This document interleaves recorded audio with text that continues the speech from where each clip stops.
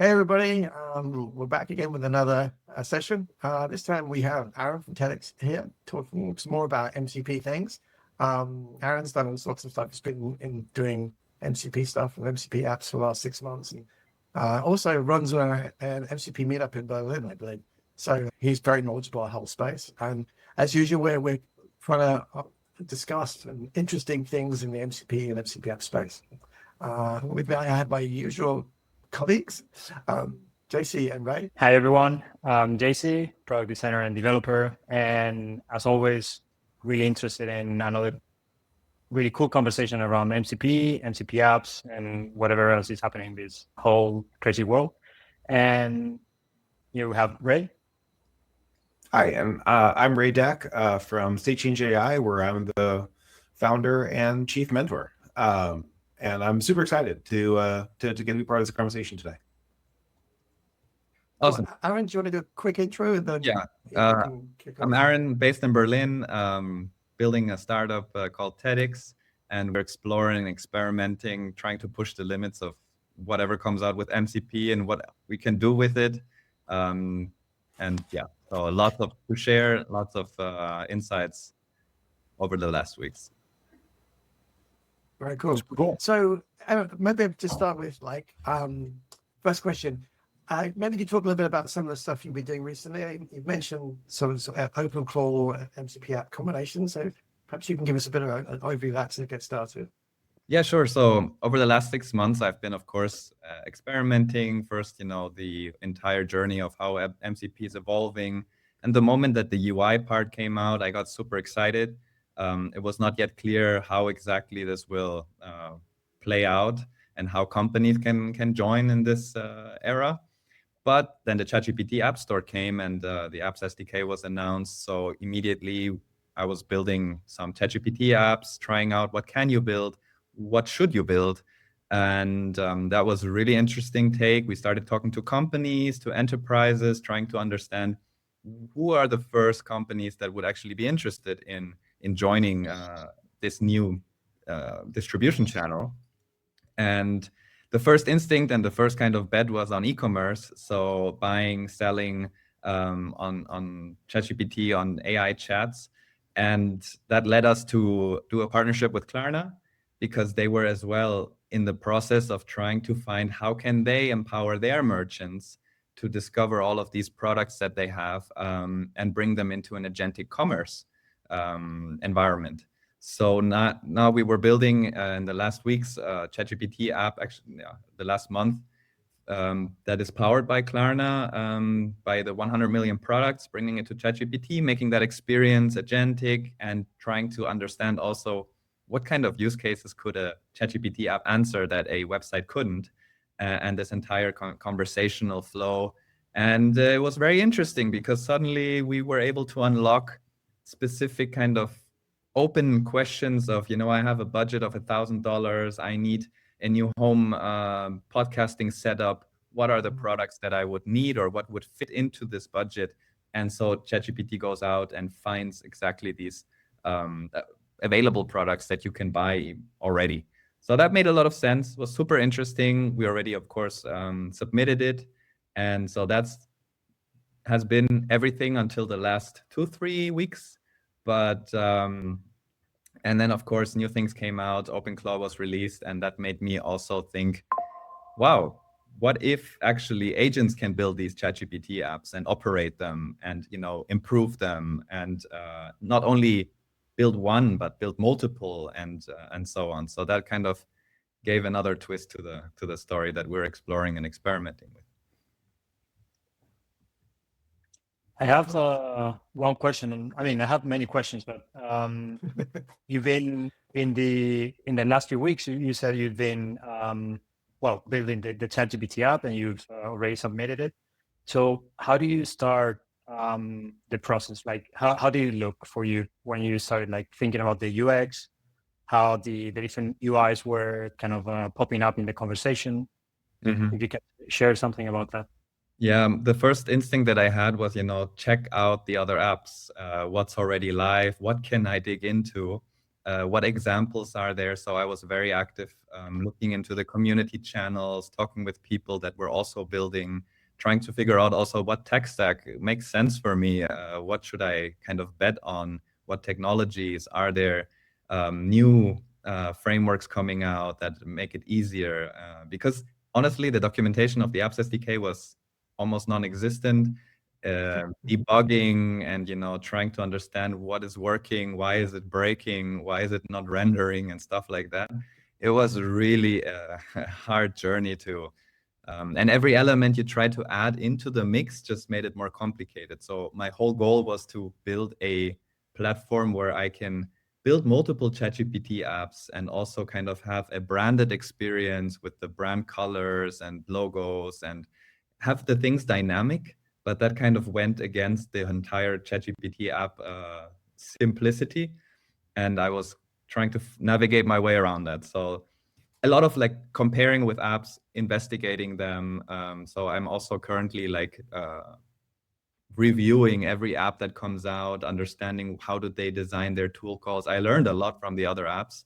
There was a lot of interesting tricks, and also from app builders and people in the community that I've been meeting at the conferences and exchanging ideas and so on. So that was my way to understand, okay, what could be the best practices, what can work, and what maybe doesn't work. Could I ask, is there a couple of top tips that you learned from all this investigation that'd be useful for sharing? Is there something that's front of mind and say, hey, this is, thank God I done this? So I tried out a lot, and the first thing that I did was say, okay, I'm not going through authentication. I'm not going to build a ChatGPT app that requires authentication. It's already hard enough to navigate everything without it.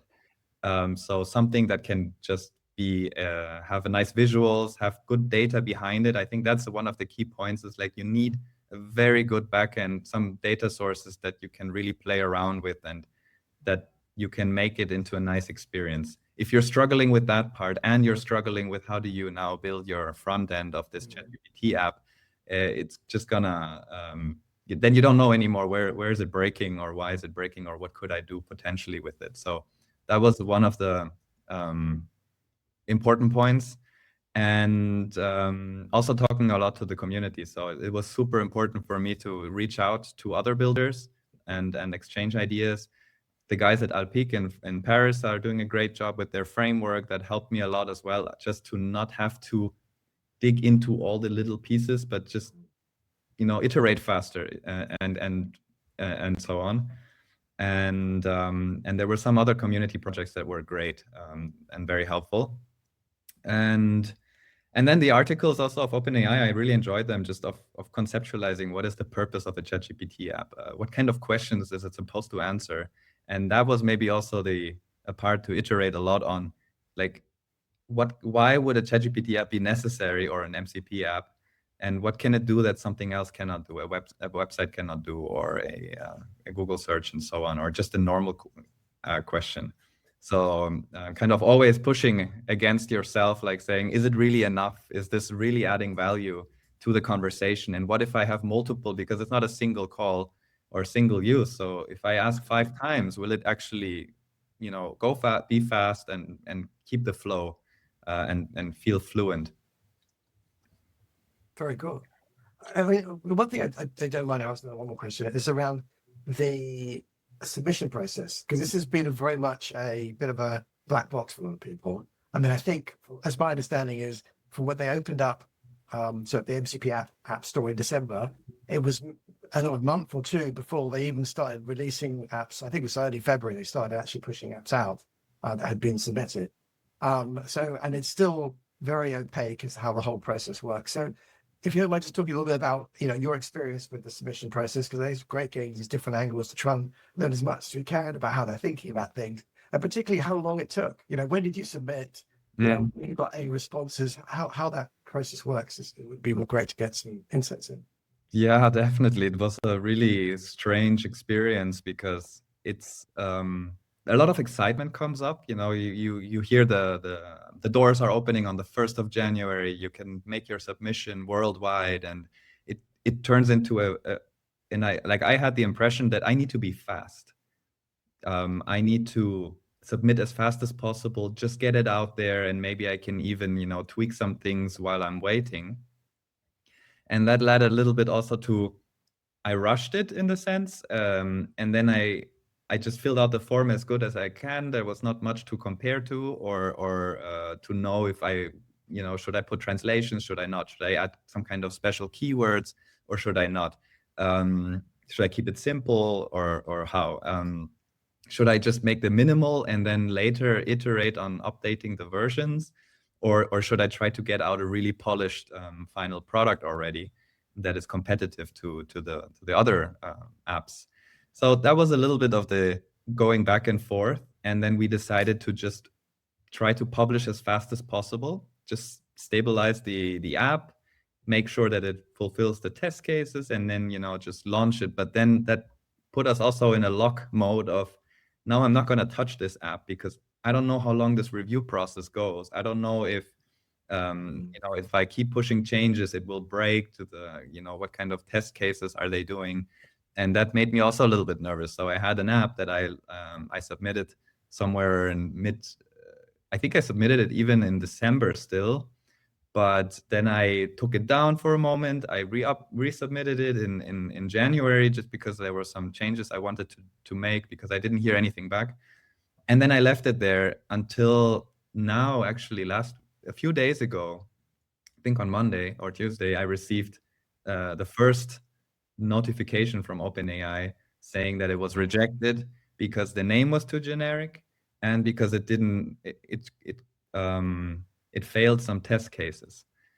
I don't know which test cases it failed. I don't know why. And also it made me a little bit like a weird feeling of, it took like 1 month and a lot of stuff has changed in the Apps SDK. Like based on what are they testing it now? Did something break? Yeah. Because I was submitting it and I didn't touch my app. I didn't upgrade any versions. I just left it exactly the way that I submitted it.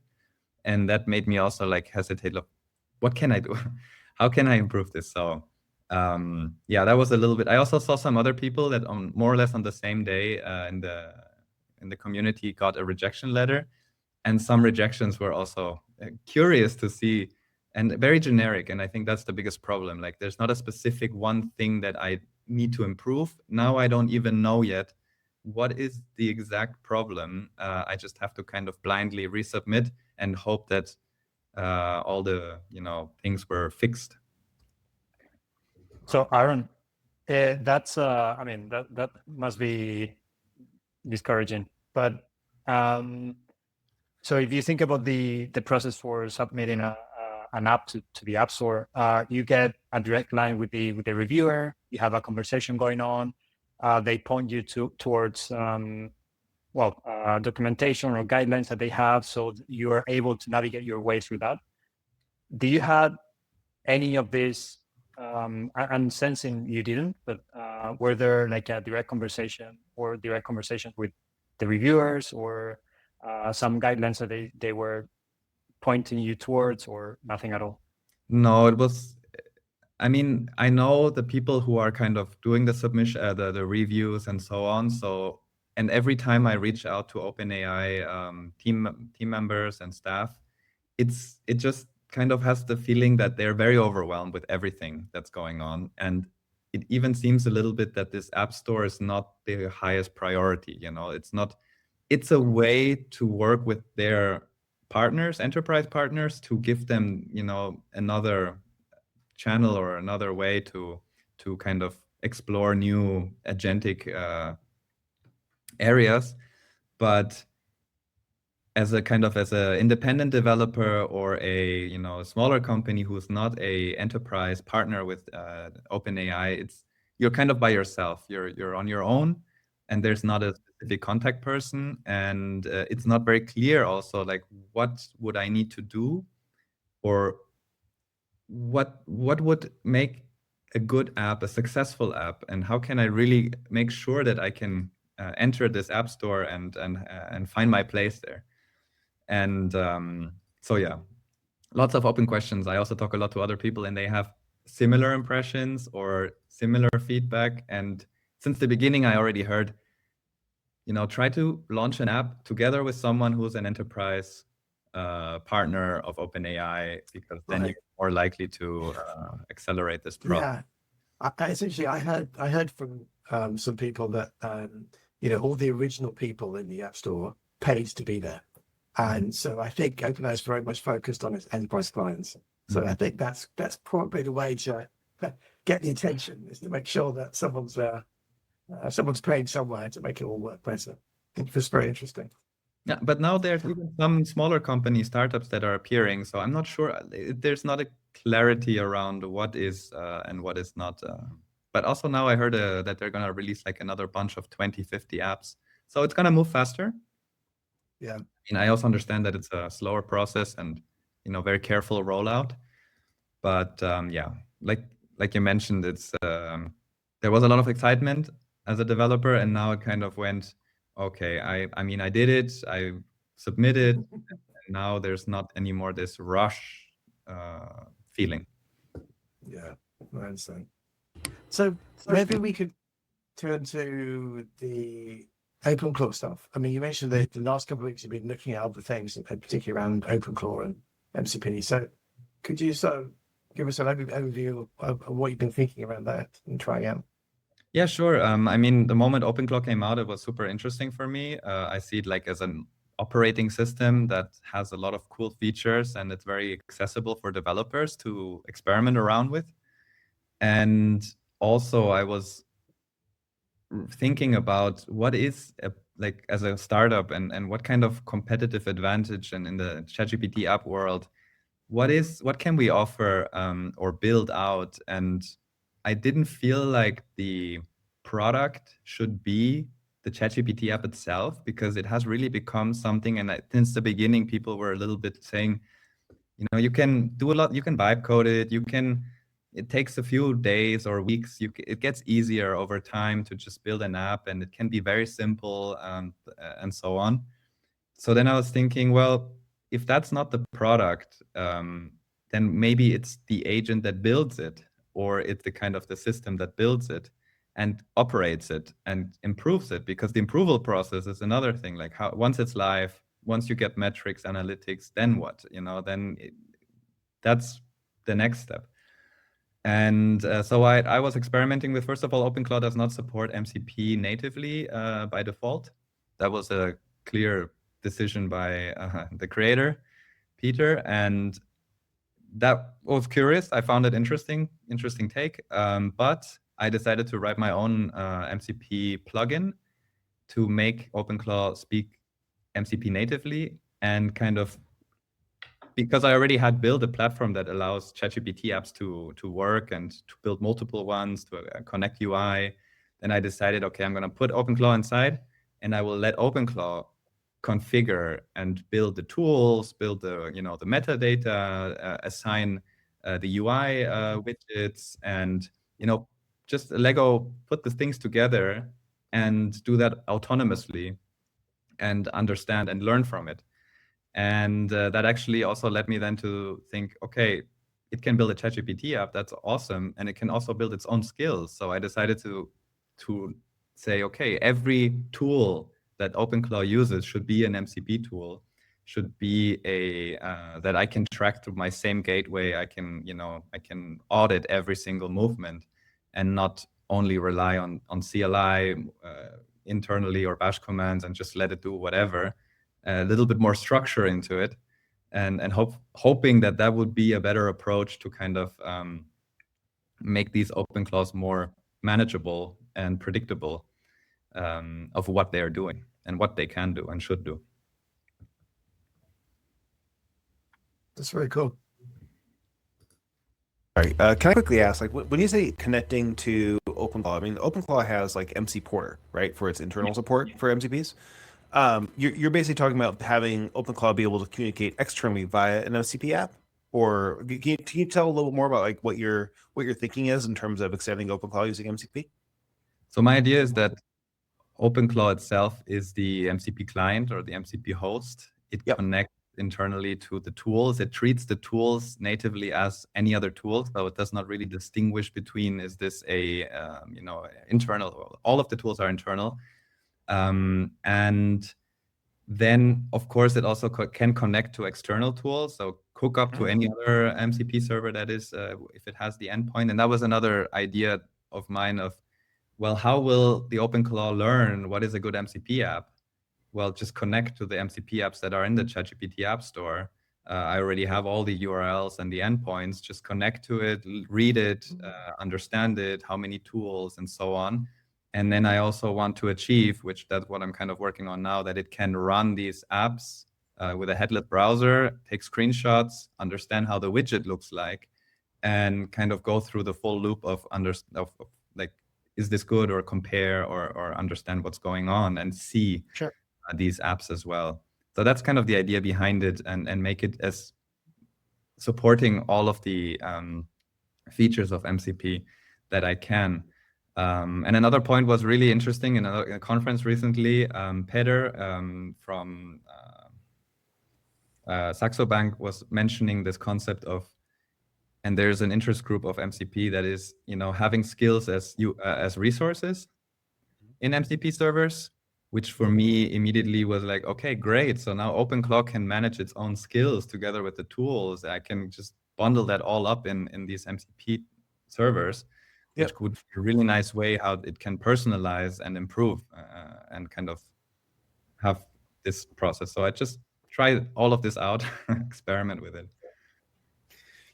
One of the questions we try to get into as we examine other MCP apps and have this kind of conversations is, what does good look like? What does a good MCP app look like? And you've seen a whole bunch of them. And this is a little like where you're starting, like, sort of how to make them work better and be smoother and get approved. But, I think there's a starting question, which I think you alluded to early in our conversation, which is, what makes it worthwhile? What kinds of MCP apps really drive value in your experience over just having the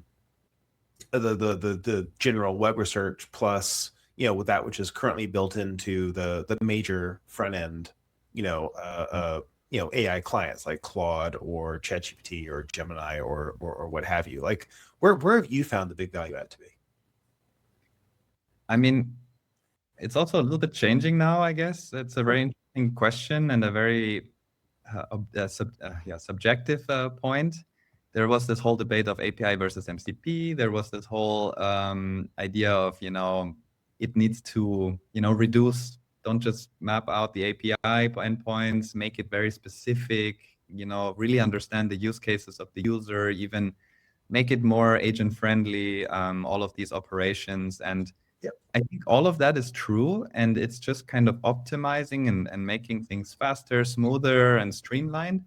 But at the end of the day, I have come to the moment where when I use now a tool, any tool in my stack, any tool in my day-to-day workflow, I want an MCP server, a basic, like I want my agent to be able to do all of these operations and figure it out. If it takes 3 tries instead of 1, it can be optimized. But if it can't even do it because there's no MCP server, or it's really complicated to set all of this up, then it's already a no-go for me. Like, I don't want to adopt a new tool into my stack if it doesn't facilitate this integration with my existing environment. And I think that is already a big point of just make it accessible. It's like an accessibility kind of approach. Just make it accessible for the agents, and then optimize, and then figure out what are the use cases. I also talked to a bunch of guys that they're optimizing now, which is great. Checking for security, optimizing the tool, how many tools, the quantity, and the response, and context, and so on. But there's, I don't think, one clear answer, but at least, there has to be, everything should be accessible in that way. So that for me is already adds value. Maybe turning it a little more personal, what MCP app do you find yourself using multiple times per day? The one app that is like, for me, there's 2 apps right now that I probably hit the whole time, which is, or 3 maybe. So one is GitHub, but maybe that's number 3. Number 2, right now I'm using a lot Firecrawl, because just scraping, reading docs, just navigating and doing agentic browsing. That's great. It just works really well. And number one, because I'm already in the Cloudflare ecosystem, I use their MCP server to manage my entire infrastructure. And with their recent release of their code mode, it was super interesting to see how they implemented it into one MCP server, all of their, 100 plus API endpoints, and it just works. It works. So I found that really interesting. And on the kind of visual app side, I have to be honest, and I also see this is really curious from other people that I've talked to. I don't spend so much time in a visual environment like in ChatGPT itself or in Claude Desktop. So I'm actually not using on a daily basis any of the ChatGPT apps myself. I feel more comfortable in a non-visual space. But yeah, so that's curious. I mean, we're building them, we're struggling to design UIs, but we don't necessarily use them on a daily basis. Yeah, very, very Yeah. interesting. And that raises a question for me because we are alluding to two things kind of interchangeably. But one is this making apps or products accessible for agents. And another one is making it accessible for a shopper, like a person, a human being, right? So what a good MCP app looks like or how it behaves or that really changes if it's intended for an agent or in this case, Aaron, who's more comfortable in that kind of agentic mode rather than using ChatGPT apps, or if it's intended for a human being, right? So it's very interesting how the definition of good might change if you're pointing to one end customer or the other. Mm-hmm. Yeah. No, I agree. And I think like now what I'm getting excited about as well, because I'm building these open claws that build MCP apps, I can't let them bytecode the UI. I can't just let them write code. They need to just construct and put things together. So I'm actually testing out and experimenting with generative UI a lot now. And generative UI in the sense that the OpenClaw itself, I'm trying to use sampling for it to build and generate the UI trees from whatever is being requested while having the context of what is the conversation actually about. So hopefully I get better results than just letting another model take care of building the UI. But so I hope that, and I want to prove to myself, will I use UI interfaces more when it's very focused, a data table, a chart, a quick form to fill out, or a card that I just can click on something and interact with it, so that I don't need to enter dashboards anymore from all of these tools.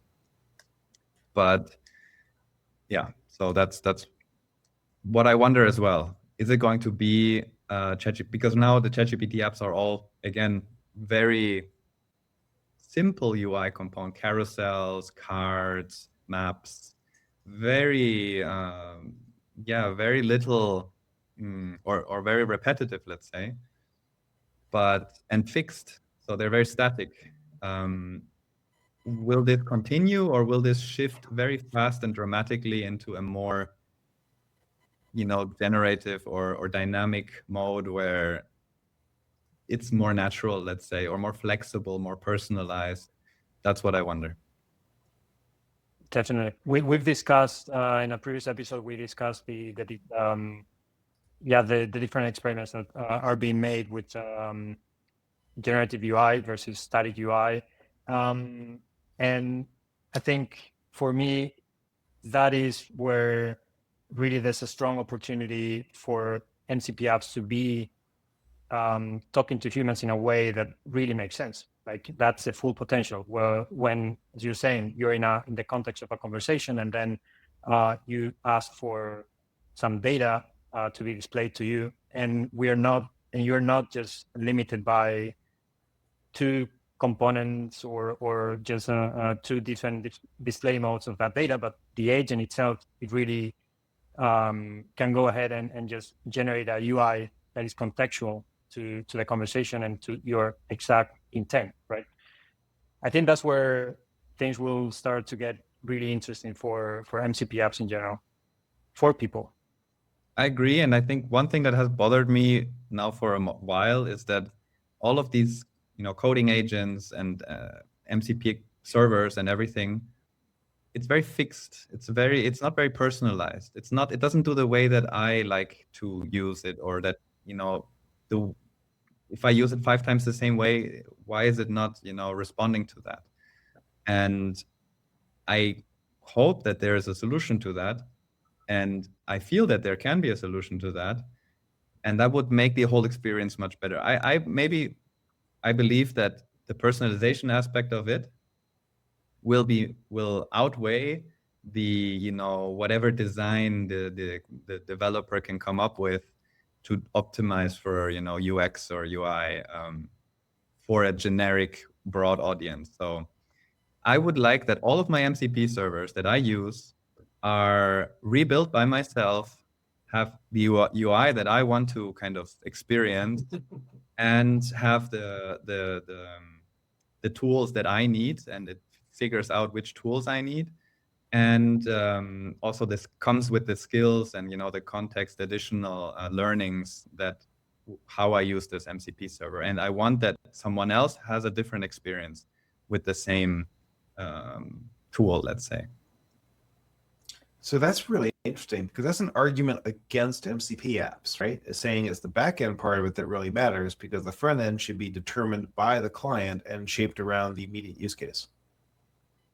Well, the static part of it, right? I think a lot of people have a problem with the static part of MCP itself, that it's kind of prescriptive. This is what you get. It's built once and it's shipped to everyone.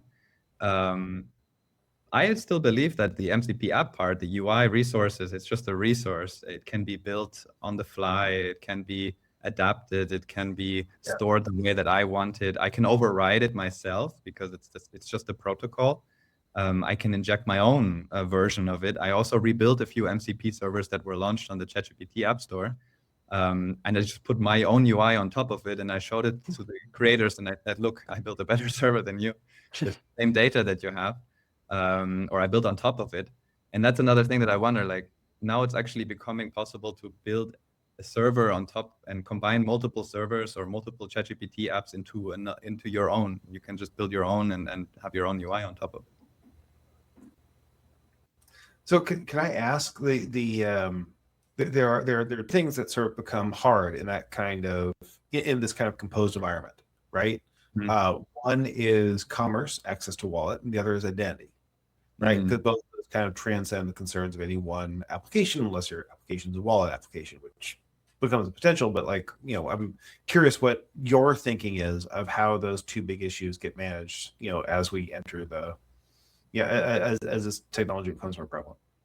Yeah, I agree. Totally agree. I don't think that I have a solution to all of the cases myself, and it's very experimental still, but I believe in the end of the day, at least that's what I'm experimenting now on my platform, is that every OpenClaw instance is treated as a first-class citizen and has its identity. So it's treated like a user. So it has these abilities and flexibilities and talks and so on. I find that concept very interesting, and it's working very well. And so applying this, the agents will have their wallets, or I don't know, and how it's going to be linked to your own as a human. How the big question is, like, how is human and agent the relationship? Is it like a minor underaged person that cannot sign a contract, or it cannot purchase certain items? A human needs the approval, or it gets always linked back to the human owner of this agent, and so on. So I think that we're figuring that still out, but I do see it coming. Right. I mean, the word agent does mean something acts on behalf of a principal, right? So the question of who's the agent, who's the principal becomes like an important distinction there, right? The agent necessarily works for, we presume, the human as the principal. Although there's a whole theory in crypto about people working for the robot. That's like what autonomous organizations and what DAOs are and all that. One last question I've got is, what are you looking forward to next? All of the things you've seen coming, is there particular things you think, that's going to be amazing when that happens, or Is there the things that you're seeing that you really want to start playing with? I mean, my whole motivation has been until now of the first time I saw MCP and I tried it, I had this moment of, oh my God, this is amazing. This really empowers me or enables me to do so many more things. And I wanted to immediately share it with my co-founder who is not technical. And I wanted her to also be able to, read emails, look into Notion, check out this, check out that. But it was not easy to share it. It's still not easy to share your setup and your configurations and your authentication and all of that. And I think the same is happening now, or that's my motivation of building these MCP inside OpenClaws and making, these autonomous workers to share that experience again with non-technical people. So what I'm most excited about is to see how do non-technical people, without even knowing that it's MCP under the hood, and start integrating this into their daily environments, and it becomes something that you can't take out anymore. And ChatGPT Apps was kind of the idea that, now people without knowing are using MCP and they're just opening an app and doing some shopping or checking out some reservations or something. But I think there's way more to come of that. And to drive this adoption, basically. So that's what I'm most excited about. Very cool. Hear that? Have you got any questions stuff. for us, Aaron? Is there anything that, is there any... I think I'm really much in this, in my own experimentation right now. And I'm always also curious to see if you guys have seen or actually what are you looking at right now that you see that it's something that is shifting, or something that is coming new, or something that did not work? Or I think also the feedback of real use cases, I think that's the biggest one. What is the real use case that you guys are seeing that where it adds value to build MCP apps? Is it the UI that's the important part for you as well, or is it already part of your day-to-day world? That's good. That's a good question. I mean, there's a couple of things I'd say on that. I mean, first of all, I would say the big thing that I've really picked up over the last couple of weeks is that no one's really talking about what that. There's a lot of people who aren't thinking about MCP at all. I think there's a lot of big companies who try to do some things, but they're not really thinking about MCP. I think people have been turned off by some of the sort of context issues that have been around. There's been a few things that make people go, look, MCP is going to be it's just a lot of these things that's going to come and go. I mean, my feeling is that what's interesting, again, this is all opinion, right? But I feel like that what's interesting to me about MCP is that it's been one of the few things that's really managed to hang around. I mean, it's moved very fast, and it's kind of, people have joined the bandwidth, and it's iterated.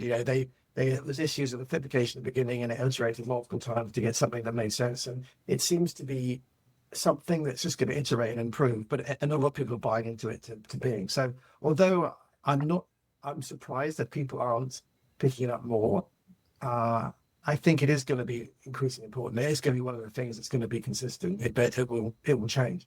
But I think the second part of this, around this, is I think one of the problems is people don't really get it. Not everybody get. I think if you're technical, you've seen it, you get it. I think one of the things we do need to see is more of these use cases. Why is this really helpful?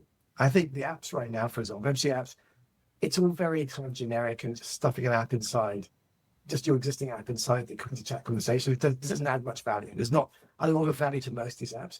The thing that I really want to see more of is the idea of composability, like taking context from one thing, putting it to another, and adding, again, multiplying the value by doing that and taking it somewhere else. This idea of being able to pull your domains in from Cloudflare and then pushing it into, and then asking Google Analytics, MCP, how's that performed this day, and then taking that data and then generating a presentation from it. So this kind of idea of combining all these different tools together, making something better than you could have created individually, I think is one of the most things I love about MCP.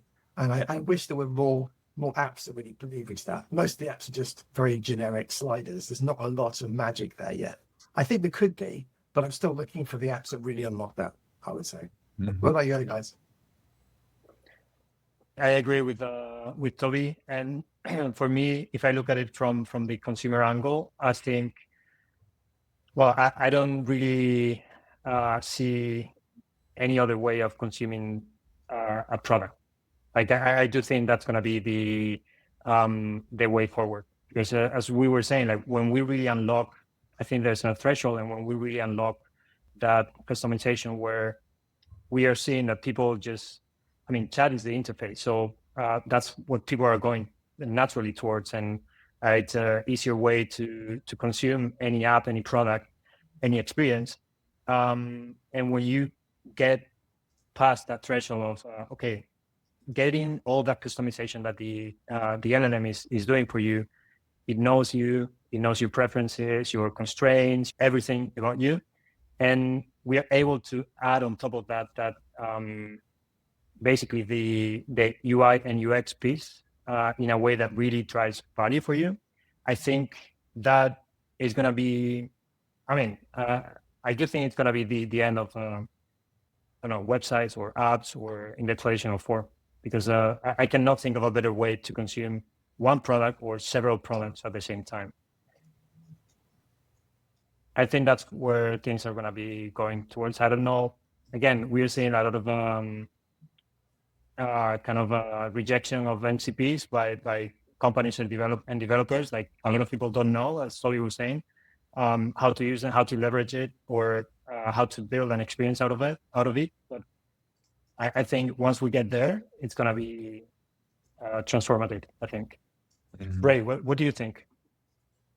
Yeah, the big debate I'm seeing around MCP is like MCP versus CLI on the developer side, right? So like in the context of OpenClaw, right? Steinberger is big into CLIs, not MCP, right? And I'm seeing that also in the Cloud Co context, et cetera, because when you're looking at headless agents, right, like ones that we deployed to the cloud, but also running off a local machine, you have access to the file system, you have access to the operating system, and they can just sort of run things. The idea of like Bash as the super tool, right? Bash is all you need, starts to point us in a different direction, right, in terms of how headless agents can work, more autonomous agents can work.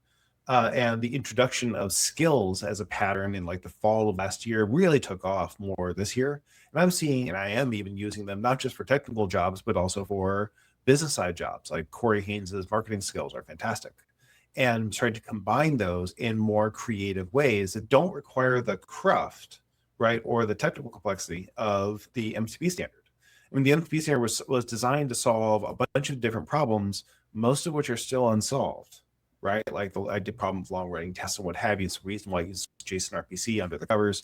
It's the reason why it's not a simpler API is because it had a whole bunch of things it wanted to do that never quite got around to doing. It may sometime in the future, and like even the current MCP spec supports things that are not widely utilized by clients today. But it's not clear to me that's really going down that path because of simpler ways of handling those things on the non-interactive side.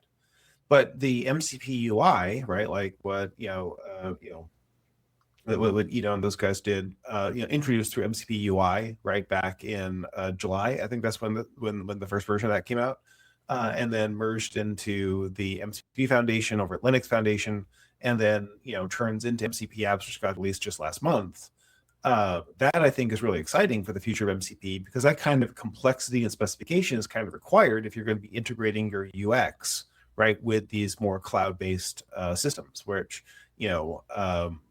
which like ChatGPT was really the first to adopt by like 15 minutes, and then Claude was there, and Gemini's not there as of this recording, but I think we all expect it to get there relatively soon, right? But as a way of creating a user experience becomes really exciting. And like I was asking what you were using on a regular basis. Like when I'm using those front end systems, it's like Excalidraw and other ways of like taking walls of text and turning them into, alternative mechanisms. And I think Notebook LM has also been doing some good work on this outside of MCP app, sort of saying that there's a problem of when you got a big wall of text, how do you, convey that right in a more efficient way to the human brain? I'm seeing a lot of utility for that with MCP. And then you can combine that with being able to pull information from various sources that come into the chat, right? Like working with these various data sources like you're talking about, like sort of more headless, and then having it be, the head be some combination of the chat and, some use of the widget, both to inspect, to understand what's going on, and also be able to execute, your intent. And that's where, and that latter part, I think, is the part that's really underdeveloped so far, right? And I'm looking for, that to get good in order for the chat-based interface to really become more useful, right, to that broader audience. That reintroduces the GUI, so that people who are a little bit more technical, like yourself and me, would say, oh, wait, sure, Cloud Code is great for X, but I really want to get these widgets involved because that will help me do my job better. And that, I think that's part of the reason why like Claude has introduced support for Cloud Code inside their desktop application. And I think we're going to start seeing more GUIs associated, like people trying to get real work done. But all of that is going to point towards an even bigger problem, I think, which is the discoverability problem, right? Like the truth is there are probably 20 apps that are useful for me. There are probably 20 apps that are useful for you. And the amount of overlapping those, even though you and I might be highly technical, is be 5. In fact, it gets worse because, there are probably 15 of those apps are useful in project 1, 15 of those apps are useful in project 2, and there's only a moderate amount of overlap. So the context in which we want to use these is going to change. How do you manage that? And especially how do you manage that in the universe where like there are lots of potential of these apps out there? That I think is the context window part of it, I think, is largely solved through like layered patterns, through the layered tooling patterns. But the discoverability, how do you get those 15? What are those 15 supposed to be? How do they make sure they're identifying with me? And how do you keep track of that, issue of who I am and how I'm doing business with these various services? Is an unsolved problem that I am pretty excited about, on the going forward. And I think that starts to look like the future of what, MCP and, if you will, composed AI starts to look like in the course of the coming weeks. Super interesting. I totally agree on all the points. I think that there's so much more to experiment with, and I think experimentation will get us there. Putting pieces together that might not fit together initially or were not meant to be put together, like with MCP servers and the UI, was just like, why not, just try it out and see what happens. And I think that now there's so much more to explore. Like you said, MCP in general, the spec, there's so much to test and to validate, and use cases. I think at the end of the day, finding use cases for the technology and making the technology solve a problem, that's what we are all trying to achieve and prove to ourselves and to everyone around us. So that's the exciting part. That's really good. I really appreciate your time with today. It's been a great conversation.